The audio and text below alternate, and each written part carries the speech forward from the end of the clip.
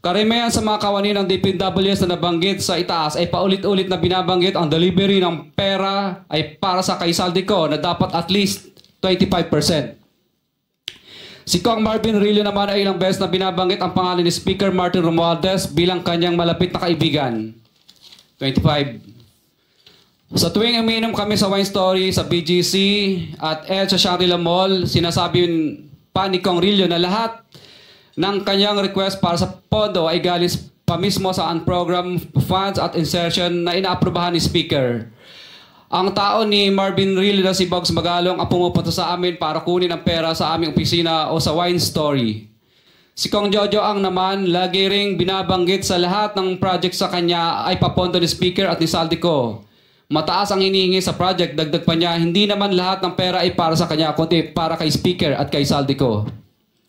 Sa lungsod ng Pasig naman, lumapit sa akin ang DPWH project engineer na si Angelita Garucha para kolektahin ang parte ni Kong Roman Romulo sa flood control projects noong 2022. 28, number 28.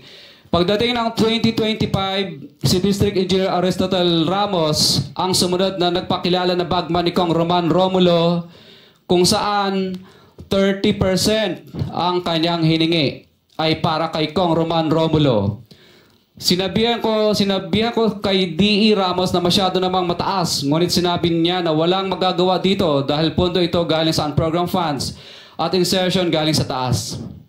Sa ilang pagkakataon, ang mga politiko na personal na inabutan ng halaga ayon sa hiningi nilang porsyento mula sa proyekto.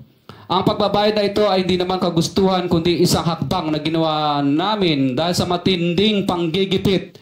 Ilan sa kanila ay sina Kong Antonieta Yudela kasama ang kanyang asawa, Kong Marvin Rillo of Quezon City, Kong Nikki Briones of Aga Party List, Arturo N. Ataide, ama ni Kong Arjo Ataide, Kong Florencio Gabriel Bem Noel of Anwaray Party List, Kong Eliandro Jesus Madroño of Romblon, Kong Benjamin Benji Agarao Jr.